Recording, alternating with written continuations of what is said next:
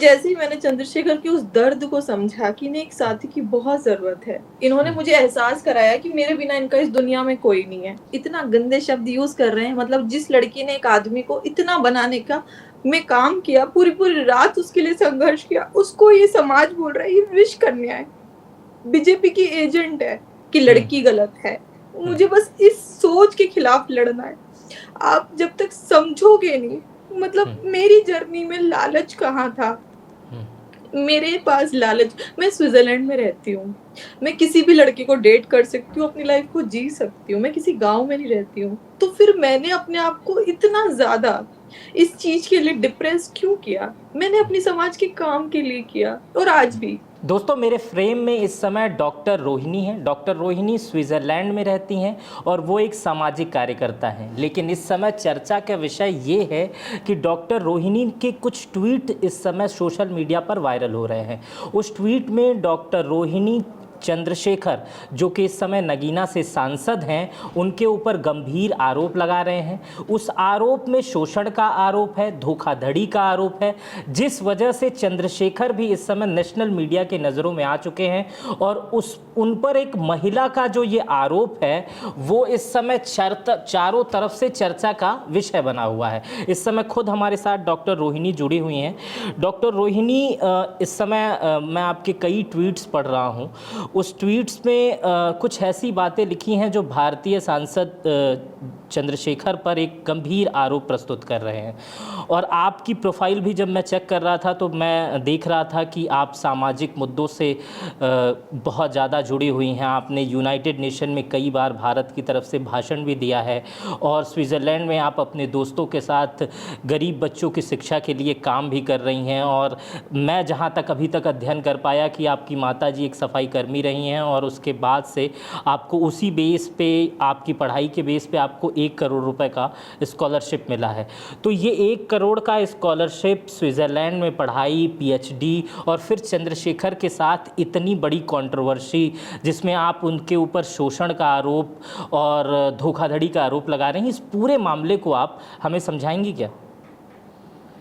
देखिए, आपने मेरी जर्नी को तो बहुत ही अच्छे से एक्सप्लेन करके बता ही दिया है कि मेरी मम्मी जिस तरीके से मैं किस फैमिली से बिलॉन्ग करती हूँ और कहाँ से निकल के मैं कहाँ तक पहुँची।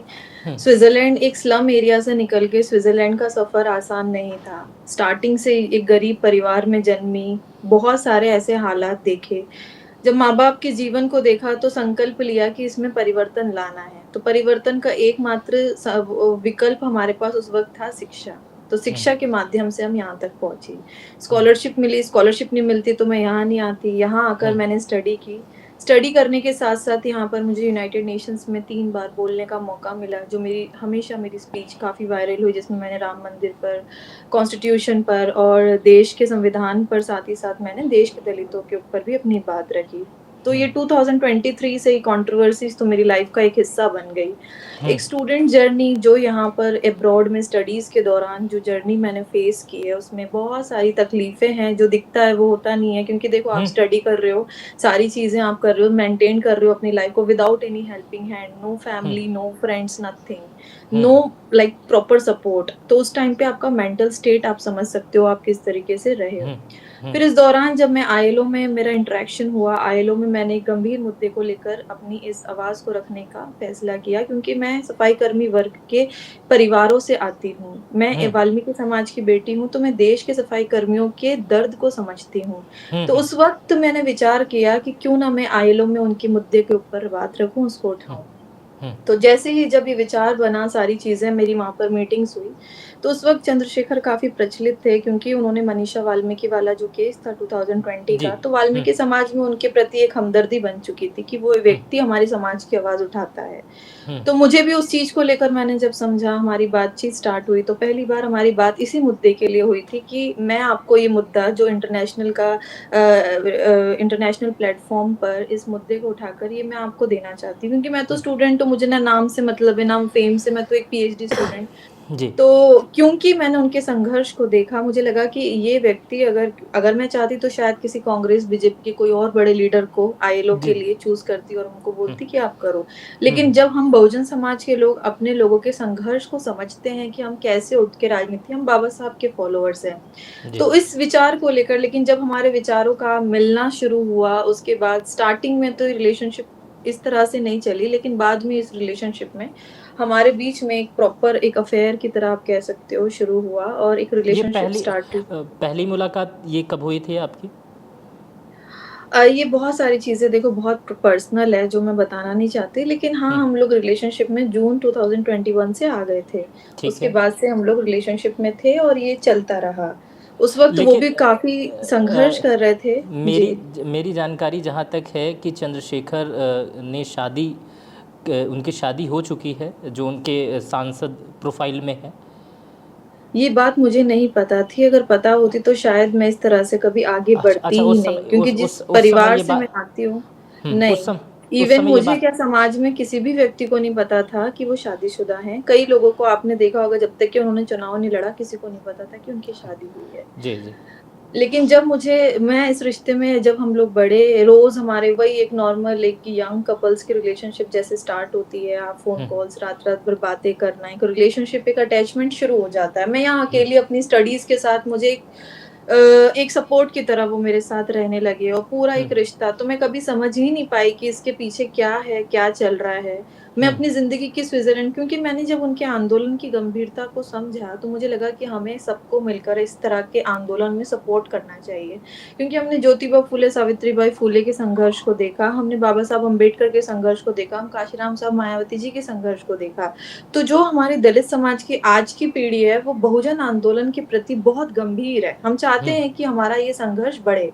तो हुँ, हम सब, ऐसा मैं ही नहीं, कई लोग इस तरह की सोच के साथ जुड़ते हैं। हुँ, अब मैंने अपने आप को ये फ़ील करा लिया था कि मुझे एक पे बैक टू सोसाइटी करना है। मेरी हुँ, ज़िंदगी मुझे यहाँ अपने तक नहीं रखनी है कि पीएचडी करी, शादी करी, यहीं सारी ज़िंदगी जी ली, ऐसा नहीं। मुझे हुँ, अपने समाज के लिए कुछ करना है। तो हुँ, मेरे विचार ये शुरू से रहे, क्योंकि उस दर्द को मैं देख कर आई थी। तो वो ठीक है। सारी चीज़ें हुँ, हमारी चलती रही। हुँ, हुँ, अब जब ये सब चीज़ें समझ में आती, बाद में जब ऐसा लगा कि ये सब क्या है, क्यों है, तो अब एक के बाद एक उनके चुनाव आते रहे, हमारी ये पूरी की पूरी वो बोल सकते हैं ये चलती रही, क्योंकि मैंने हुँ। उनके इस पूरी जर्नी में 2021 से 24 की जर्नी में बहुत सपोर्ट किया, हर एक तरीके से। हम दोनों की प्लानिंग से ही सारे काम होते थे, हम दोनों ही हर एक चीज़ के डिसीज़न लेते थे। एक आप उस समय इंडिया में रहती थीं या स्विट्ज़रलैंड में रहती थीं? मैं यहीं रहती थी, अच्छा, लेकिन मैं 3 बार इंडिया आई हूँ इस बीच। हाँ, उस समय 2021 से 24 के दौरान जब इनके चुनाव होते थे या कोर कमेटी या उसमें डिसीजन लेना, एक जगह मैं पढ़ रहा था कि आप उनके तमाम वफादार लोग आपसे आपको ही रिप्रेजेंट करते थे, आपको ही हाँ। बातें बताते थे। क्योंकि हम गंभीरता से इस आंदोलन की गंभीरता को समझ रहे थे। हुँ, तो उनके प्रदेश अध्यक्षों को भी जो भी कुछ मामले जी। होते थे, वो मुझे रिपोर्ट करते थे, फिर मैं इनसे बोलकर सारी चीज़ें कराती थी। हुँ, इस आंदोलन को जोड़ने का प्रयास कर रही थी। एक लड़की के हुँ, तौर पे मैंने जितना समझा कि क्योंकि लोगों को लगता था कि भई चंद्रशेखर रोहिणी हाँ, की बात मानेगा, तो वो हुँ, मुझ तक आते थे रिपोर्ट लेकर और मैं इनको समझाती थी कि देखो हुँ, ये हमें पार्टी और संगठन टूटने नहीं देना है, हमें जोड़ हुँ, के रखना है। और हुँ, हमारे हाथ में अगर ये है, क्योंकि हज़ारों युवाओं का भविष्य जुड़ा है इससे। हुँ, और जो चंद्रशेखर के भीम आर्मी में संगठन में जुड़े लोग हैं, वो लाखों की तादाद में, तो वो हमारे समाज का भविष्य है। हुँ, उनके लिए हमें काम करना था, तो पूरी हुँ, ईमानदारी से हम इस समर्थन में कर रहे थे। सारी चीज़ें ठीक थी, सब चीज़ें चल रही थी बैलेंस होकर। एक वक़्त के बाद मैंने भी ये समझौता कर लिया कि हो सकता है कि मेरी तकदीर में यही लिखा है और मुझे, क्योंकि उन्होंने मुझे ना एक बात मेरे दिमाग में एकदम फ़ीड कर दी थी।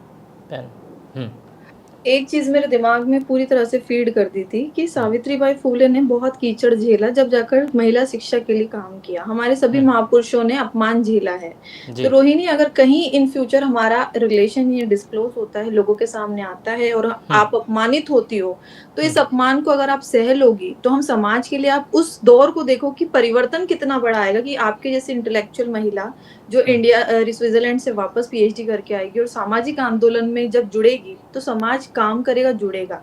हुँ, क्योंकि मैं एक बहुत बड़े समाज, वाल्मीकि समाज से आती हूँ, हुँ, चंद्रशेखर एक बहुत बड़े समाज, जाटव समाज से आते हैं। तो अगर हुँ, ये 2 समाज, क्योंकि उन्होंने हुँ, हमेशा मुझे एक ही चीज़ कही कि ये 2 समाज अगर जुड़ता है, तो हुँ, बहुजन आंदोलन मजबूत होता है। तो इस चीज को लेकर अब वो जो चीजें मैनिपुलेशन ये मेरे दिमाग में चलता रहा, मैं भी इनके संघर्ष की साथी बन गई। फिर हमने 2022 का चुनाव लड़ा योगी जी के खिलाफ, उसकी तैयारी में हम जुट गए। उस तैयारी को हमने प्रॉपर तरीके से किया, ये फिर वो कोशिश की, लेकिन वो जमानत जब्त हुई, वो हार गए। गोरखपुर अब वाला उस वक्त चुनाव। गोरखपुर वाला चुनाव, अब उस वक्त ये इतनी बुरी तरह से टूट गए, इतना मतलब मेरी भी एक तरफ इतना स्ट्रेस था, पीएचडी की स्टडीज और फिर पार्ट टाइम जॉब अपने, क्योंकि स्विट्जरलैंड बहुत एक्सपेंसिव है, विदाउट जॉब आप सरवाइव हाँ। नहीं कर सकते हो, आपको 1.5 से 2 लाख का खर्चा आपका है वहाँ पे यहाँ पर। साथ ही साथ मेरे 3 भाई बहन इंडिया में पढ़ते, तो मेरे ऊपर एक जिम्मेदारी थी उनकी फीस पे करने की, घर की, सब। तो मैं पार्ट टाइम यहाँ पर 8-8 घंटे जॉब भी करती थी, फिर मैं अपनी पीएचडी की स्टडी, तो बैलेंस करना मेरे लिए बहुत डिफिकल्ट होता है। साथ ही साथ हम लोग बीच बीच में बात करते थे और हम रात में कंटिन्यू काफी बात करते थे, हमारी ज्यादा बात हमारी रिलेशनशिप से ज्यादा आंदोलन की होती थी। तो मुझे तो ये लगा था कि मैं इस आंदोलन में अपने आप को समर्पित कर रही हूँ, तभी मैं अपनी स्विट्जरलैंड की लाइफ को छोड़ के पूरी तरह से इस बहुजन आंदोलन में उतर चुकी थी। कई आपने देखा होगा कि मैं पूरी डिवोशन के साथ इस पूरे इस जर्नी को निभा रही थी।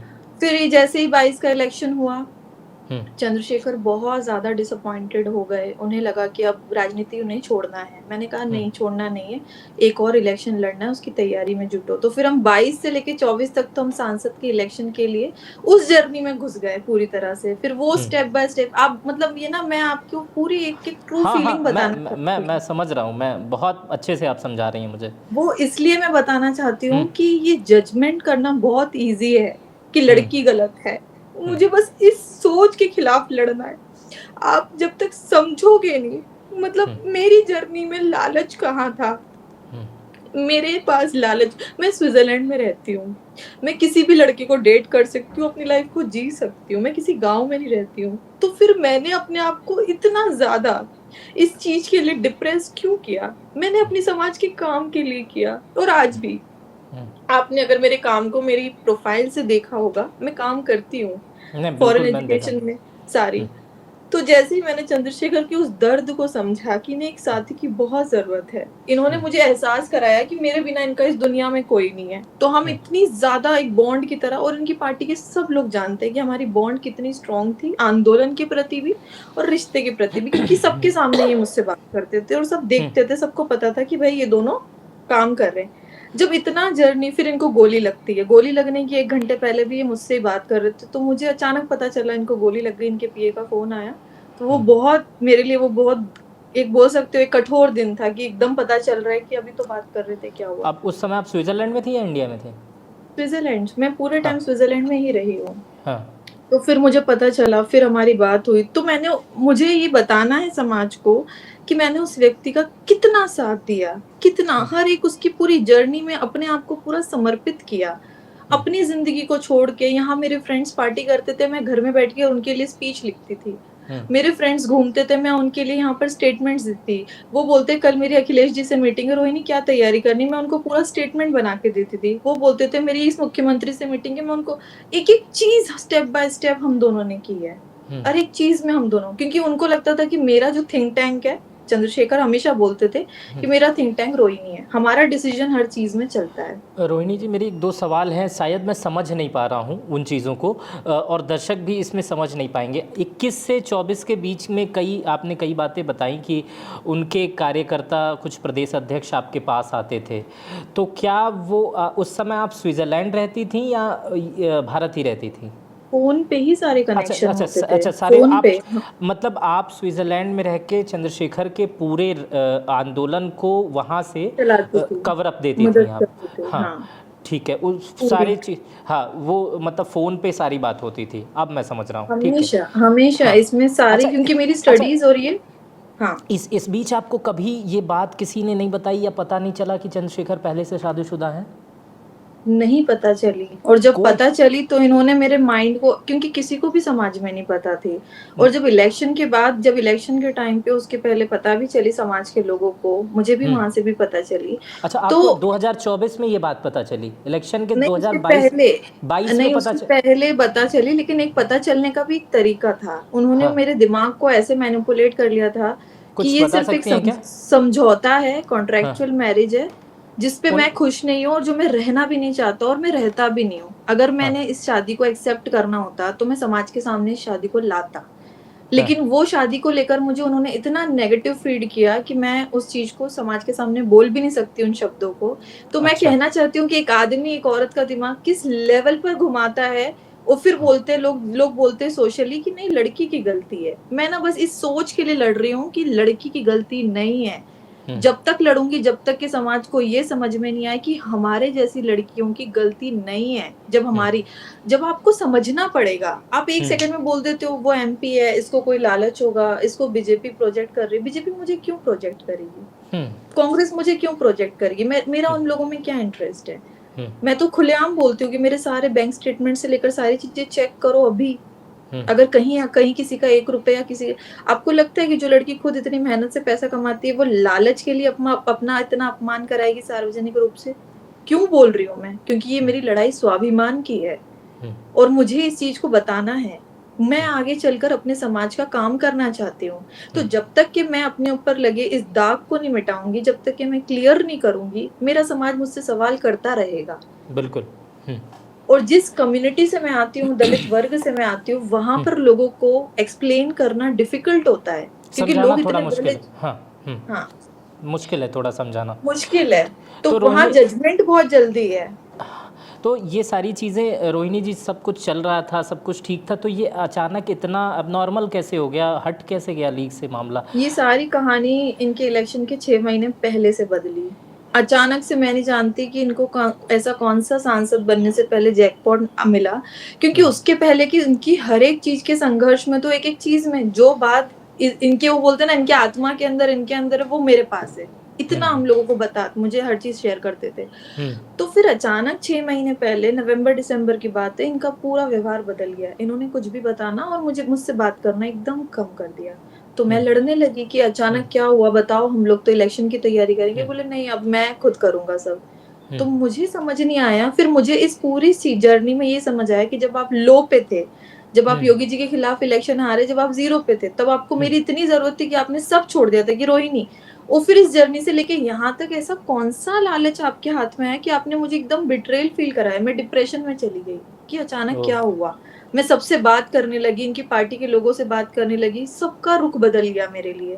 हुँ, सब लोग मुझे ब्लॉक करना शुरू कर गए। तो मुझे लगा कि ये क्या मैं खिलौना थी इस पूरी जर्नी में? आपने हुँ, मेरा इतना पूरा वक़्त बर्बाद किया। हर हुँ, एक चीज़ में आपने मेरा एक रिलेशनशिप को इतना डिसहार्ट किया मुझे। और हुँ, उसके बाद में फिर ये सब चीज़ें क्यों हुई? फिर भी मैं चुप रही। फिर इसलिए हुँ, मेरा पहला ट्वीट दिसंबर के टाइम आया। मैं सारा रवैया देख रही थी। हुँ, हुँ, तो फिर मुझे बड़ा बुरा लगा। फिर इनका फ़ोन आता है, इन्होंने कहा नहीं-नहीं इलेक्शन है, हमें लड़ना है दोनों को और ये हुँ, इसको डिलीट करो। इन्होंने मेरे घर पे भी फ़ोन किया, मेरे मम्मी-पापा से भी बात की। इन्होंने कहा अच्छा, रोहिणी मेरा करियर बर्बाद हो जाएगा, मत करो ये सारी चीज़ें। मैं जानता हूँ कि तुम सही हो और तुम्हारी लड़ाई सही है, लेकिन ये वक़्त नहीं है। फिर मैंने अपने आप को कॉम्प्रोमाइज़ किया और मैंने डिलीट कर दिया क्योंकि देखो हुँ, जब आप किसी को बहुत ट्रूली किसी के लिए हो डिवोटेड तो आप उसका बुरा नहीं कर सकते हो। हुँ, लेकिन सामने वाला चाहे आपका कितना ही बुरा करे आप समझ नहीं सकते हो। हुँ, तो फिर उसके बाद में ये सब चीज़ें हुई। हुँ, फिर ये सांसद बनते हैं, फिर मैं चुप हो गई, कोई बात नहीं। मैंने इनको खुश-खुश होकर बधाई भी दी कि चलो जो भी हुआ मैंने इनकी जर्नी, क्योंकि नगीना सीट हुँ, फाइनल हम दोनों ने करी 2 दिन के हुँ, अंदर। हुँ, इसका पूरा का पूरा पैराग्राफ सारी चीज़ें हमने बनाई कि कितने मुस्लिम वोट हैं, जाट वोट्स कितने, जाटव वोट कितने, वाल्मीकि वोट कितने, हमें किस पे काम करना है क्या। तो मेरे पीएचडी की स्टडी को भी मैं साथ में बैलेंस करके इनके लिए इतना काम करती थी, हर एक हुँ, चीज़। ये सुबह सोकर उठते थे, उसके पहले मैं इनको एक रिपोर्ट तैयार कर देती थी कि आपको ये चीज़ करनी है, आपको इनसे मिलनी है, आपको इनसे बात करनी है। क्योंकि मेरा तो मकसद ये था कि मैं एक ऐसे नेता को बना रही हूँ, वो जो मेरी समाज का महापुरुष है, जो आने वाले समय में मेरे समाज के लोगों का काम करेगा, हुँ, वाल्मीकि समाज का, जाटव समाज का। क्योंकि मुझे तो कभी नेता बनना ही नहीं था। तो मैं हुँ, सोचती थी कि शायद हमें एक यूनिवर्स ने इसलिए मिलाया है कि मैं इस व्यक्ति की मदद करूँ, वरना मैं दूसरे देश में, ये दूसरे देश में क्यों मिले हम? हुँ, हुँ, तो इसको लेकर फिर मैंने चुपचाप समझा सारी। फिर इनके सांसद बनने के बाद भी मैंने इनके रवैये को समझा, फिर भी मैं हुँ, चुप रही। अभी क्या हो रहा है कुछ दिनों से, फिर इसके बाद हम लोगों की बातचीत कभी होती, कभी नहीं होती, कभी होती। सांसद बनने के बाद भी इवन हुँ, मैं इंडिया भी आई थी, हमारी बातचीत होती, नहीं होती, ऐसा चल रहा था। हुँ, फिर भी मैंने कॉम्प्रोमाइज़ कर लिया कि कोई बात नहीं रोहिणी, ये लिखा था किस्मत में कि तुम किसी के लिए इतना करोगी तो वो तुम्हारे दिल को भी तोड़ेगा, आत्मा को भी तोड़ेगा, तुम्हारे स्वाभिमान को भी तोड़ेगा हुँ, और तुम्हारी सामाजिक जो इज्जत है उसको भी तोड़ेगा। तो भी हम्म। मैंने खड़ा होना शुरू किया खुद के लिए। फिर मैंने फाउंडेशन बनाया, अपना एनजीओ रजिस्टर किया, मैं समाज को जोड़ने लगी। अब जब भी मैं समाज के सामने लोगों को जोड़ती हूँ, जैसे अभी हमारी गाजियाबाद की मीटिंग हुई, हम लोगों ने round table meeting concept start किया, क्योंकि मैं सिर्फ दलितों के लिए काम नहीं करना चाहती हूँ, मैं सबके लिए काम करना चाहती हूँ। मेरे लिए गरीब के बच्चे की कोई जाति नहीं है। तो मेरे लिए स्वर्ण गरीब हो या फिर कोई मुस्लिम गरीब हो, हिंदू में कोई भी कैटेगरी में गरीब हो, मेरे लिए वो स्टूडेंट है। उस स्टूडेंट से उसकी जाति नहीं पूछनी है, उसका सपना पूछना है। इसीलिए हम अपनी मीटिंग्स में ब्राह्मणों को, ठाकुरों को, मुस्लिम्स को, हम ये चाहते हैं कि इक्वालिटी दिखे। हम क्यों अपने ही कंट्री में हम इतने सेपरेटेड क्यों रहे कि हम दलित हैं, आप बॉर्डर की तरह क्यों रहे? भाई देश हमारा है, हर एक नागरिक हमारा है, हम एक प्यार से क्यों नहीं रह सकते सबके बीच, ये सोच के साथ। तो हमने अपने राउंड टेबल मीटिंग्स में सबको बुलाना शुरू किया। अब गाजियाबाद की मीटिंग के वक्त क्या होता है, एक रात पहले सारे ग्रुप्स पे मेरे और चंद्रशेखर की जितनी भी फोटोज थे वो वायरल करवा दी जाते। आई डोंट नो किसने करा है, क्यों करा है, लेकिन उसके बाद जजमेंट क्या आती है लोगों की, सोसाइटी की सोच, ये लड़की तो कैरेक्टर खराब है इसका, इसके साथ कैसे काम करेंगे।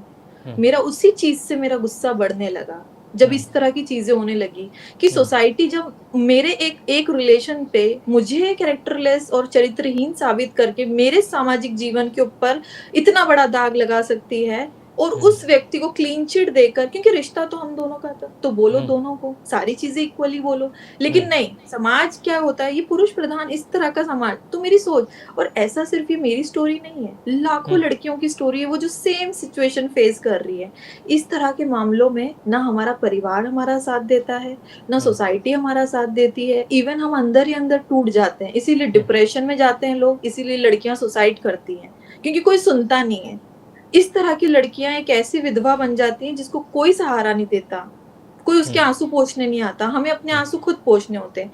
तो जब ये सब हो गया, मैंने सामाजिक भी अपमान झेला, तो मेरा गुस्सा बढ़ने लगा कि मैं क्यों पूरी जिंदगी आंसरेबल रहूं कम्युनिटी को, मैं क्यों जवाब दूं।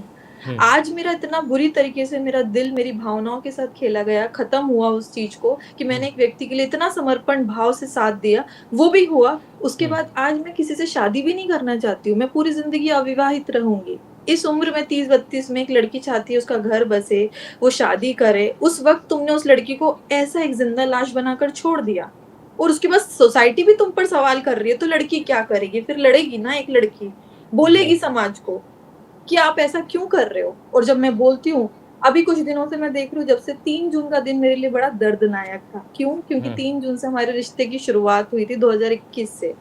तो मैंने उस दिन ये लिखा, फिर मैंने मैं उस दिन पूरी रात रोई, और सुबह मैंने एकदम रो के ट्वीट लिखा कि ये व्यक्ति जो सामाजिक आंदोलन की बात कर रहा है, ये सामाजिक आंदोलन के लायक नहीं है। अगर अपनी ही समाज की बेटियों के साथ इसने आंदोलन के नाम पर छल किया, और मेरी भाषा बिल्कुल इसी प्रकार से थी, इसी प्रकार से रही है, सॉरी, तो मेरी भाषा पूरी इसी तरह से रही।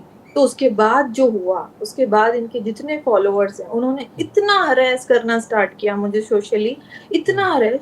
और फिर मुझे गुस्सा इस बात का कि ये व्यक्ति रोक क्यों नहीं रहा है। जब तुम्हारी पार्टी के लोग मेरे कैरेक्टर के ऊपर इतना गंदा लिख रहे, तुम उनको बोल नहीं रहे हो, इट मीन्स तुम खुद करा रहे हो।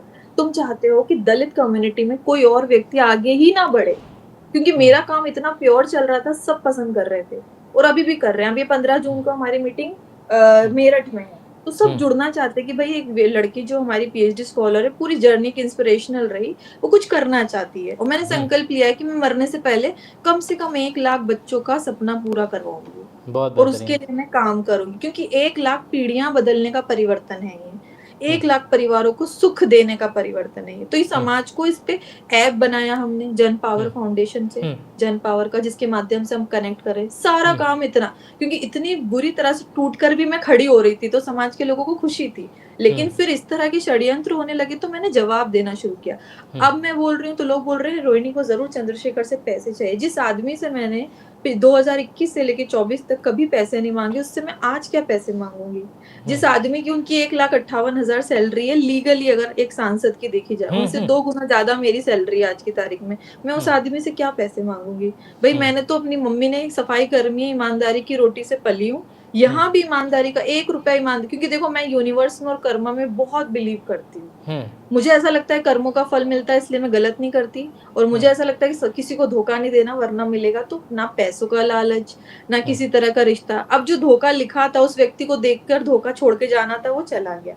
तो अब मैं उठ रही हूँ, तो अब क्या दिक्कत है? तो मैं इसके लिए लड़ना चाहती हूँ। अब लोग समाज के बोल रहे हैं, फिर अगर तुम इतनी सही हो, तुम एक ब्लैकमेलर नहीं हो, तुम एक विश, इतना गंदे शब्द यूज कर रहे हैं। मतलब जिस लड़की ने एक आदमी को इतना बनाने का में काम किया, पूरी पूरी रात उसके लिए संघर्ष किया, उसको ये समाज बोल रहा है ये विश कन्या है, बीजेपी की एजेंट है। क्यों? क्योंकि मैं दावोस इवेंट्स में कुछ सीखने जाती हूँ। वहां पर हमारे मिनिस्टर्स आते हैं, स्मृति ईरानी जी आती हैं, चिराग पासवान और अलग। मैं उनके साथ मिलती हूँ तो फोटोज वायरल होते, तो बोलती है बीजेपी से प्लांटेड है सारी चीजें। अगर मैं बीजेपी की से प्लांटेड होती तो क्या मैं सार्वजनिक रूप से सोशली इतने फोटोज अपलोड करती उन लोगों के साथ? अब मेरी ना जिंदगी बिल्कुल एकदम बोलते ना व्हाइट पेपर, एकदम सब कुछ सबके सामने। मैं कभी ना झूठ बोलती हूँ ना मैं कुछ छिपाती हूँ। लेकिन ये चीज इतनी ज्यादा बढ़ गई, और फिर अब मुझे गुस्सा इस बात का, फिर लोगों ने कहा कि अब कानून की मदद लो, अगर आपको सही है। मैंने अपनी फैमिली से बात की, मैंने बोला ठीक है, अगर ये भी रास्ता है कि मुझे अपनी चीजें प्रूव करने का और ये बताने का, तो मैं एफआईआर रजिस्टर करूंगी। वरना लोग तो बोलेंगे एक सांसद को सिर्फ 4 दिन ट्वीट किए, पैसे ले लिए, बैठ गई। क्योंकि ये सोसाइटी, लड़की को सोचो, मेरे जैसी लड़की जो पीएचडी करके यहाँ पर रह रही है, उसके लिए इतनी डिफिकल्टी हो रही है लड़ना। तो एक गांव में बैठी बेटी जो कमाती भी नहीं है, जो गरीब परिवार की है, वो कैसे लड़ती होगी? इसीलिए ये महिलाओं के लिए लड़ाई जरूरी है। हाँ, एक्सेप्ट करती हूँ कि मेरी भी कुछ गलतियां रही होगी, तो क्या मैं जीना छोड़ दूं? क्या मैं लड़ू नहीं?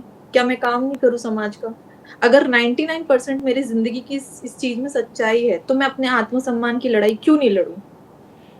नहीं, या बिल्कुल। तो वो व्यक्ति खुद आकर बोले कि हाँ मैंने गलत किया, मैंने इसको अपनी पूरी जिंदगी की इस जर्नी में यूज किया, मैं इसको सिर्फ वो प्यार और वो रिश्ता सिर्फ झूठ था, मैं तो सिर्फ स्विट्जरलैंड आना चाहता था। क्योंकि इनकी स्विट्जरलैंड आने की पूरी कोशिश थी, इन्होंने हाँ, इनको आपने कहीं एक जगह जिक्र किया है कि अगर ये चुनाव हार जाते तो ये मेरे साथ स्विट्जरलैंड रहते।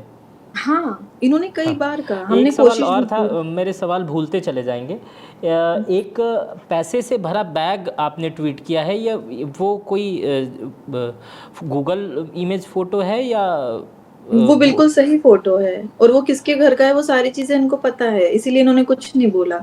और वो अच्छा। चीज मैं ऑन कैमरा बोलना नहीं, देखो मैं झूठ बोलती नहीं हूँ, मुझे डर डर कैसा।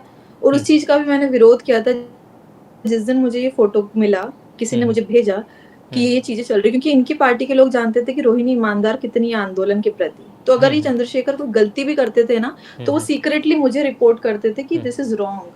तो जैसे ही मुझे पता चला, मैंने तुरंत इनकी पार्टी के 20 लोगों को वो तुरंत भेजा कि ये गलत है, क्योंकि मैं इनको रोक नहीं पा रही थी इन सब चीजों से। फिर मुझे लग इनकी रहा है पार्टी के वो पैसे कुछ नहीं तो कम से कम 1 से 2 करोड़ रुपए दिख रहे थे, अगर दिखने से समझा जाए तो। वो तो एक ही बैग है, उसके साथ में और बैग थे। अच्छा, वो और एक ही भी है बैग, वो और बैग्स बैग। थे, वो पूरे बैग्स की एक लाइन थी वो, उसमें अच्छा। से एक बैग का मुझे। और वो यही दिखाने के लिए कि रोहिणी तुम इतना जिसके साथ समर्पण से काम कर रहे हो, ये कुछ और पिक्चर चल रही है। अब उसकी क्लैरिटी तो इसका जवाब यही देंगे। और वो भी मैं बता देती हूँ कि वो एमपी इलेक्शन के टाइम की फोटो है, एमपी में जब चुनाव हुआ था उस वक्त की बात की है। तो मेरा गुस्सा और बढ़ने लगा कि तुम तो एक ईमानदार नेता हो ही नहीं, तुम्हें मैंने अपना जीवन समर्पित कर दिया, इतना मैंने लांछन झेल लिया, कम से कम अब तो तुम समाज के लिए ईमानदारी से काम करो। तुम क्यों इस तरह का फेस क्रिएट कर रहे हो कम्युनिटी के सामने? अगर जो चीज अगर तुम्हें लेना भी है किसी पार्टी का सपोर्ट, तो समाज को बोलो। लेकिन तुम समाज के सामने कुछ और हो, रियलिटी में तुम कुछ और हो। तो क्या ऐसे कैसे ऐसा होता है लीडरशिप? क्या जो अब तक मैं समझ पा रहा हूँ, क्या चंद्रशेखर बीजेपी का विरोध करके अंदर बीजेपी से फंडेड है, ये कहना चाह रही हैं आप? देखो, इसको तो तथ्यों के साथ कोर्ट में पेश किया जाएगा जब ये सब चीजें आएंगी। इसको मैं सोशल नहीं। मीडिया पे बोलकर किसी भी तरह की कोई सनसनी क्रिएट नहीं करना चाहती हूँ। हाँ। लेकिन हाँ, बहुत सारी चीजें हैं जो बोली जाती है वो सही है, और उसी का है। आपको क्या लगता है मुझे ये केस लड़ना, एफआईआर करना कितना डिफिकल्ट हो रहा है? क्यों हो रहा है? मुझे तो काफ़ी डिफ़िकल्ट लग रहा है, क्योंकि आप स्विट्ज़रलैंड में आराम से अपनी पीएचडी कंप्लीट कर रही हैं, उसके साथ ये कहा जाता है कि लकड़ी ले लेना, एक कहावत है कि इस टाइप की बोली जाती है कि ये करने से क्या मिलेगा या क्या फ़ायदा होगा। फायदा ये होगा कि जो मेरी सोशल इमेज खराब हुई है, उसको एक बार में, क्योंकि ये जर्नी मेरी बहुत बड़ी है, मैं सामाजिक आंदोलन के लिए अपने आप को एक जीवन समर्पित करने के लिए आगे बढ़ रही हूँ। मैं ये सवाल का जवाब बार बार नहीं दे सकती कि मैंने इस रिलेशनशिप में मेरा कोई लालच था, मैं ब्लैकमेलर थी, और जिस तरह के ये लोग इनका पूरे है, देखो जो जिस समुदाय से चंद्रशेखर आते हैं ना, उस जाटव कम्युनिटी में भी 10% लोग ही है, 90% नहीं बोलूंगी, 10% ही कुछ इस तरह की मानसिकता के लोग हैं जो जातिगत नफरत करते हैं अब वाल्मीकि कम्युनिटी से, और जो विरोध करते हैं। लेकिन जो इंटेलेक्चुअल कम्युनिटी है जाटव्स में, जैसे बहन जी के जो समर्थक हैं, वो मेरा फुल सपोर्ट कर रहे हैं। मैं जब से लिखना शुरू किया है, मेरे पास हजारों लोगों के फोन आ गए और वो बोल रहे रोहिणी हम सपोर्ट करेंगे, और इन्होंने जितने युवाओं की लाइफ में कहीं ना कहीं चीज क्रिएट की है, प्रॉब्लम्स, उन सबके फोन आ रहे हैं। और जो मुझसे पहले, जैसे मैंने कुछ लड़कियों के भी मैसेजेस डाले उस पे ट्वीट में, देखा है मैंने, उन लड़कियों से भी मेरी बात हुई तो उनको लगा, तो फिर मुझे अब समझ में आ गया कि मैं न्याय के लिए लड़ रही हूँ। और अगर मेरे जैसी लड़की नहीं लड़ेगी तो क्यों, या तो ये एक्सेप्ट करे कि हाँ मेरी ये सारी चीजें हैं, ये सब कुछ मैंने किया है और अब मेरा यही चरित्र है, और उसके बाद समाज एक्सेप्ट करे तो वो समाज का कॉल है। लेकिन वो कम से कम ये दोहरा चरित्र ना दिखाएं समाज को कि मैं एकदम प्योर इमेज वाला हूँ, मैं काशीराम साहब, बाबा साहब अम्बेडकर का अनुयायी हूँ, और मैं दूसरों की नहीं। जब आप राजनीति में निकल रहे हो ना, तो आपको अपना खून बेचना पड़ेगा। आपको इतना ईमान, देखो हम जिस बहुजन आंदोलन की बात कर रहे हैं, जितना महापुरुषों को मैंने पढ़ा है ना, उनके अंदर इतनी ईमानदारी थी कि उन्होंने ना अपना घर बेच के, खून बेच के इस आंदोलन को चलाया। हमारे आंदोलन में लालच नहीं है, पैसों का लालच तो आंदोलन को खत्म करेगा। तो अब अगर मैंने चंद्रशेखर की बहुत सी सच्चाई में जानती थी, जानने लगी थी, तो मैं इनको रोक रही थी, और वहां से ही इनको मैं बुरी लगने लगी, क्योंकि मैं इनको गलत नहीं करने देना चाहती थी। अगर मैं इनका उन चीजों में साथ देती तो शायद इस दुनिया की सबसे अच्छी औरत होती और वो मेरे साथ पूरी जिंदगी रहती, या व्हाटएवर। ये जो कंट्रोवर्सी चल रही है, आंदोलन आपकी तरफ से कहा जाए चल रहा है, आपने एफआईआर की भी बात कही है, तो इसका भविष्य क्या है, किस रूप से इसके सफलता को आप देख सकती, सफलता का पैमाना क्या है आपके लिए? देखो सफलता नहीं है, मेरे आत्मसम्मान की लड़ाई नहीं, है मैं ये मतलब आप इसमें एक सफल, जैसे एफआईआर आपने चंद्रशेखर के ऊपर किया, चंद्रशेखर के खिलाफ आप लगातार बोल रही हैं, तो इसमें इसमें आपको जीत कब मिलेगी, क्या हासिल इससे आप होना है, सफलता का पैमाना ये मैं पूछ रहा हूँ। यही है कि वो सोशली इस चीज को एक्सेप्ट करें, और वो ये दिखाएं, हाँ वो सोशली इस चीज को एक्सेप्ट करें कि उन्होंने सीरियसली मेरी लाइफ को डिस्ट्रॉय किया है, खेला है, और उन्होंने मुझे ऐसा कोई नहीं कर सकता मेरे ख्याल से, या तो फिर वो करना दोषी पड़ेगा वो, क्योंकि वो जो उनकी सोसाइटी जिस तरह की इमेज क्रिएट कर रही है ना, कि एक लालची औरत है, लालच के लिए जुड़ी है, तो मेरी सोशल इमेज के लिए उनको ये एक्सेप्ट करना पड़ेगा कि नहीं, रोहिणी ने मेरा बहुत साथ दिया है, और वो इस आंदोलन के प्रति बहुत ईमानदार रही है, और उसने मुझे हमेशा इस चीज में सपोर्ट किया है, और मैं रहा हूँ। और गलती उनकी है कि वो इस रिश्ते में लाकर एक छोड़ के चले गए। जब उन्होंने मुझसे शादी का प्रॉमिस किया था, वो मुझे बार बार बोलते थे कि बाबा साहब अम्बेडकर ने 2 शादी की थी, तो भी समाज ने उनको महापुरुष माना, तो अगर हम भी कर लेंगे तो इसमें क्या गलती है। तो जब तुमने इतनी बड़ी बड़ी बातें करी मुझसे, फिर तुम अचानक मुझे ऐसे बीच रास्ते पे छोड़ के कैसे गए? शादी का वादा उन्होंने कितनी बार मतलब शादी का वादा हमेशा से ही साथ था, शादी के लिए ही हम थे साथ में, वरना एक लड़की फॉरेन में रहकर बिना किसी कमिटमेंट के क्यों रह रही थी? तो अगर अब चंद्रशेखर दोबारा आपसे कहें, आपसे वो शादी करना चाहते हैं, तो आप करेंगे उनसे? नहीं, मुझे नहीं लगता कि अब ऐसा हो पाएगा मुझसे, क्योंकि अब मेरा ज़मीर इस चीज के लिए मुझे गवाही नहीं देगा। लेकिन मैं चाहती हूँ कि ये आत्मसम्मान की लड़ाई में जो सम्मान मेरा घटा है, उसके लिए वो बोले, क्योंकि जो एक पूरा सोसाइटी का प्रेशर मेरी तरफ आता है ना, तो उस चीज को सोसाइटी एक्सेप्ट करे। क्योंकि देखो इस पूरे काम में, और फिर न्यायिक तौर पर भी मैं ना, मेरे जैसी ना हजारों लड़कियां हैं जिनके साथ सेम सिचुएशन होती है, और कोई नहीं सुनता है। कम से कम उन लड़कियों को भी ये हौसला मिले कि हमारी लाइफ ना हम खिलौना नहीं है, कि कोई भी आया, तो खेला, फिर चला इस पूरे प्रोसेस में मुझे लगता है कि चंद्रशेखर जेल जा सकते हैं, क्योंकि आप जिस तरह से उनके ऊपर आप बता रही हैं कि आपके पास एविडेंस भी हैं, भ्रष्टाचार संबंधित चीज़ें भी हैं, शादी का वादा है, धोखा है, इसमें तो मुझे लगता है कि उन्हें कड़ी सज़ा मिल सकती है, जेल जा हो सकते सकता हैं। है वो जेल जाएं और वो सुधर के आए, और फिर उनको समझ में आए कि इस तरह की चीजों से आंदोलन नहीं चलता है। अगर आप गलत करोगे तो आपको सजा मिलेगी, खिलौने की तरह आप समाज के युवाओं की और मेरी हम लड़कियों की ज़िंदगी से मत खेलो और इस तरह के चीज़ों से आप आगे नहीं बढ़ सकते हो। और अगर वो जेल जाकर इस सबक को सीख के आते हैं तो बहुत अच्छी बात होगी उनके लिए और उनके आगे के भविष्य के लिए कि वो इस चीज़ से सीखेंगे। क्योंकि कोई भी हो देखो कर्मा मिलता है। मैं गलत हूँ ना, मैं जेल चली जाऊँगी। मैंने गलत किया है, मैं जेल जाने के लिए तैयार हूँ। मुझे भी मिलनी चाहिए सज़ा इफ आई एम रॉन्ग। मैंने अगर किसी की लाइफ को डिस्ट्रॉय किया, कोई मुझ पे करे तो मुझे उसके लिए कोई वो शर्मिंदगी नहीं होगी। मैं उसको समझूंगी, सबको मिलती है सजा, गलत को तो मिलना चाहिए सजा। बात ये है कि आप सीख के क्या आते हो, आप इस चीज से सीखते कैसे हो। और देखो मुझसे पहले जो लड़कियां थी ना, और मैं यहाँ तक कहती हूँ कि जिस महिला से उन्होंने शादी की है, हाँ, और भी कोई कई लड़कियों के साथ अफेयर थे क्या? अफेयर रहे हैं इनके, इन्होंने खुद एक्सेप्ट किए हैं। और एक लड़की ने तो दो जो 16 साल की थी उसने तो एफआईआर भी रजिस्टर की थी। उस बच्ची के साथ भी सेम स्टोरी थी। उसको भी आंदोलन के नाम पर जोड़ा, उसको साथ में रहे। भीम 16 आर्मी साल में ही की काम करती थी वो। 16 साल की लड़की। हाँ, उस टाइम पे वो 16 इयर्स की थी। फिर वो 18 इयर्स की अप्रोक्स रिलेशनशिप में रही। फिर उस लड़की ने भी सुसाइड अटेम्प्ट किया। उसके सारे ट्वीट्स वो मुझसे ज्यादा गंदा लिखती थी उस वक्त में। 2017 की बात है।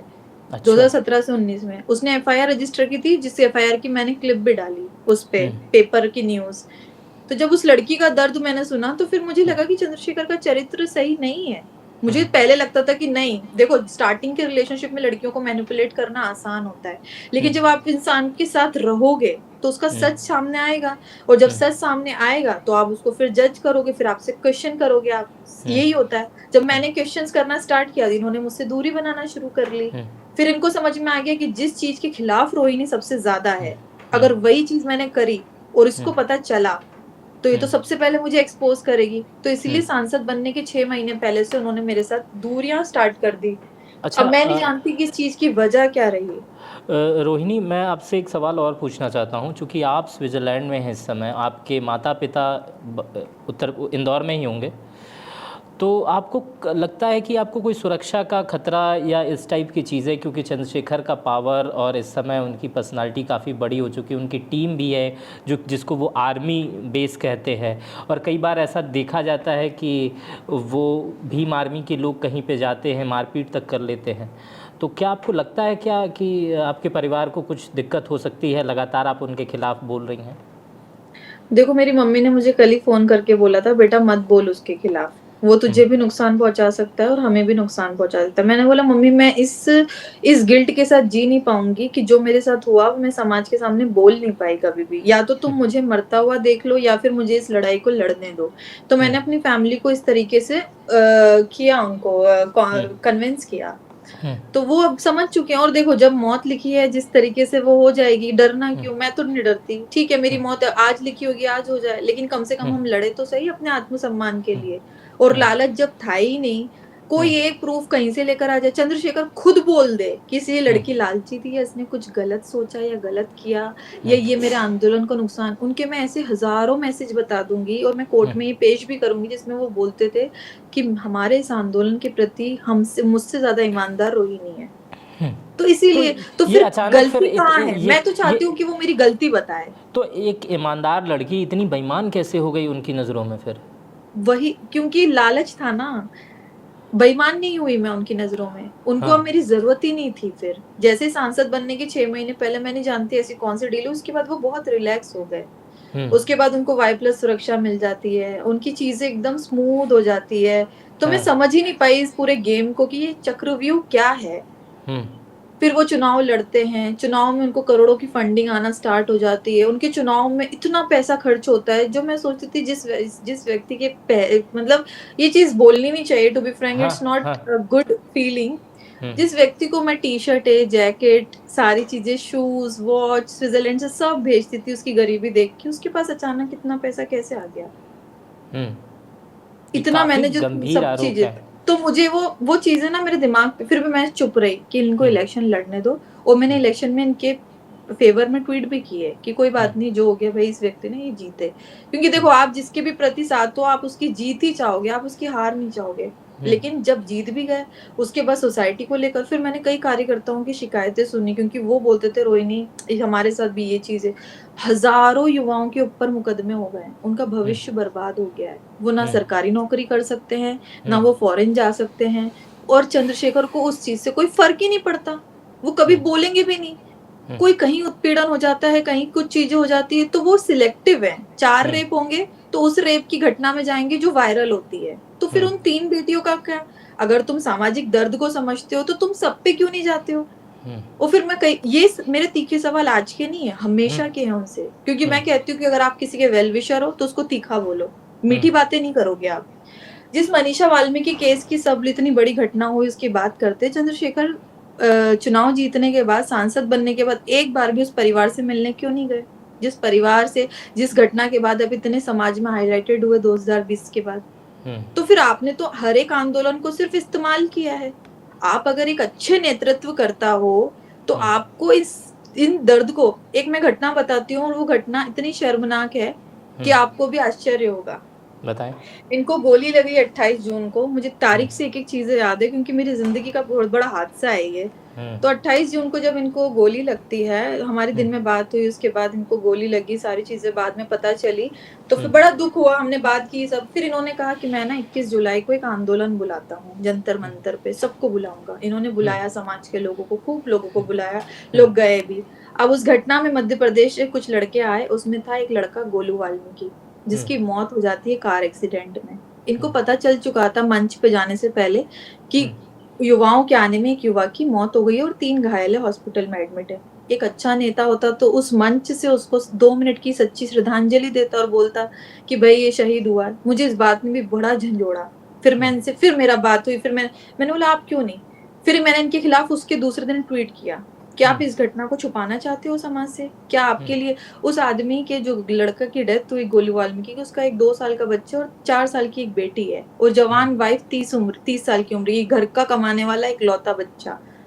वो चला गया एक माँ-बाप का एक वारिस।